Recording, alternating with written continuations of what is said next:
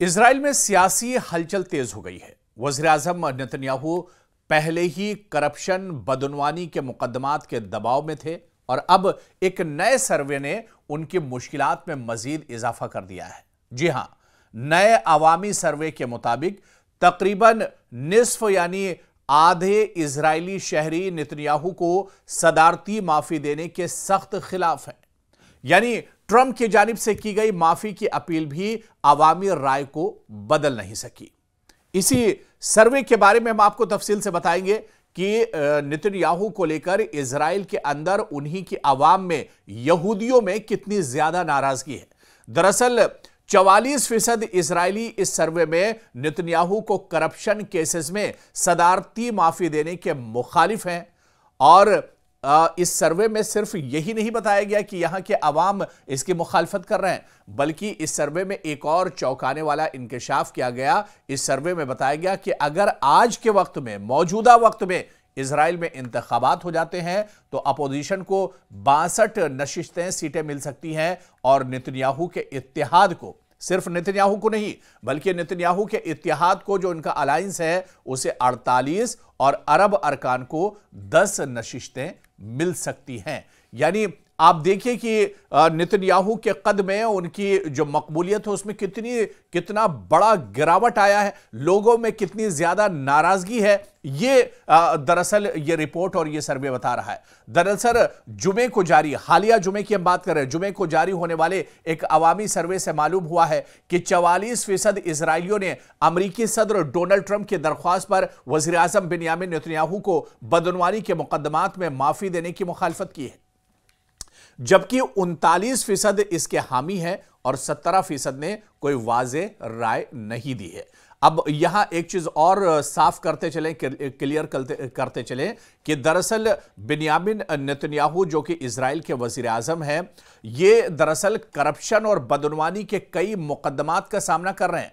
कई बड़े मुकदमे बदनवानी के चल रहे हैं बिन्यामिन नेतन्याहू पर, और इन्हीं मुकदमात को डोनाल्ड ट्रंप ये चाहते हैं, क्योंकि अमेरिकी सदर डोनाल्ड ट्रंप और बिन्यामिन नेतन्याहू एक दूसरे के बहुत करीबी हैं, एक दूसरे के दुख दर्द में शामिल रहते हैं। तो ऐसे में डोनाल्ड ट्रंप ये चाह रहे थे कि बिन्यामिन नेतन्याहू को इन मुकदमात से छुटकारा मिल जाए, और ऐसे में अमेरिकी सदर डोनाल्ड ट्रंप ने इजराइल के वजीर आजम से बाकायदा अपील की थी, बाकायदा उन्हें लिखा था कि बिन्यामिन नेतन्याहू के ऊपर जो मुकदमे चल रहे हैं वो इजराइल के सदर जो हैं उसे वापस ले लें, क्योंकि सदर के पास इतनी पावर होती है, इतनी ताकत होती है इजराइल में कि वो चाहें तो किसी के ऊपर जो मुकदमे लगे हुए हैं उन मुकदमात को वापस ले सकते हैं। लेकिन आपको याद है एक रिपोर्ट भी आई थी कुछ दिन पहले ही, वो रिपोर्ट भी हमने आपके साथ शेयर की थी कि उस रिपोर्ट में बताया गया था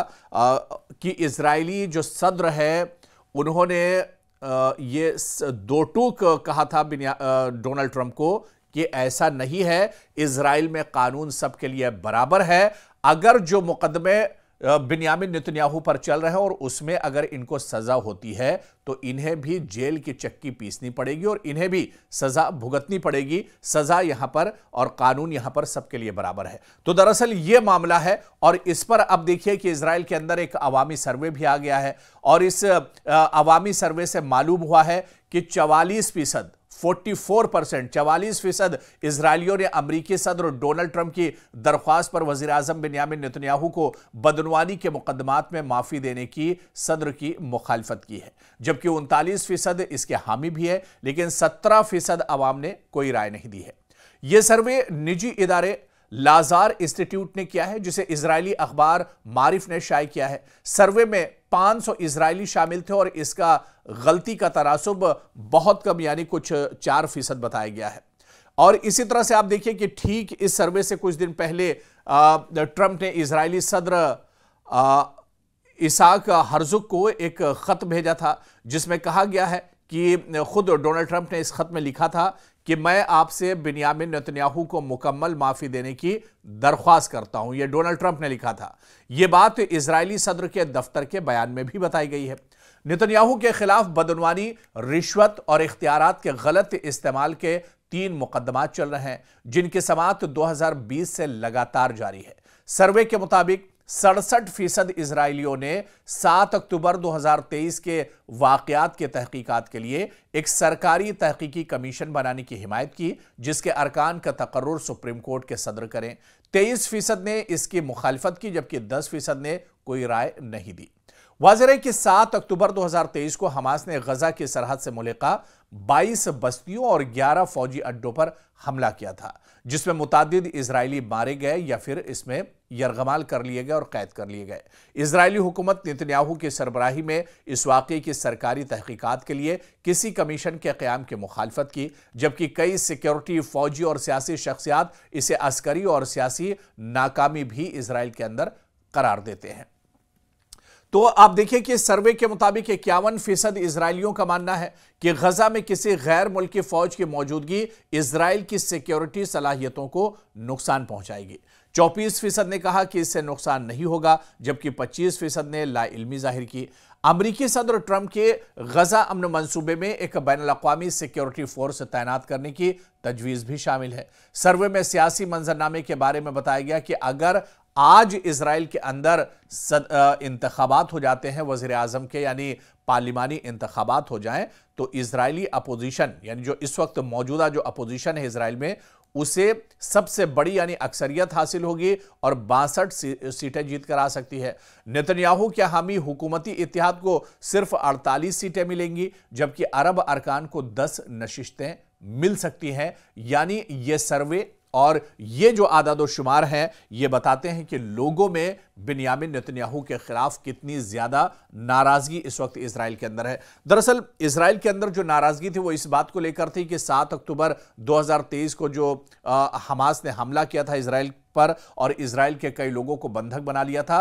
पिछले 2 साल में इजराइल ने गजा में खून की नदियां बहा दी और मासूम बच्चे, बुजुर्ग, खवातीन सब पर एक तरह से मिसाइल और ड्रोन हमले किए, बम बरसाए गए, बारूद यहां पर बरसाया गया। लेकिन जो अगवा किए गए थे तकरीबन 50-60 इजरायली, उनके बारे में बिन्यामिन नेतन्याहू, उनकी सरकार, उनकी सिक्योरिटी फोर्सेस, मोसाद, आईडीएफ कोई पता नहीं लगा पाए। और यह सबसे बड़ी नाकामी थी दरअसल बिन्यामिन नेतन्याहू की और उनकी सरकार और उनकी सिक्योरिटी फोर्सेस की। इसी वजह से लोगों में ये गुस्सा था कि इतनी लंबी जंग चली, 2 साल तक जंग चली, लेकिन फिर भी यह जंग बेनतीजा रही। हमास एक तरह से आज भी बाकी है, जिसे खत्म करने की कसम बिन्यामिन नेतन्याहू ने खाई थी।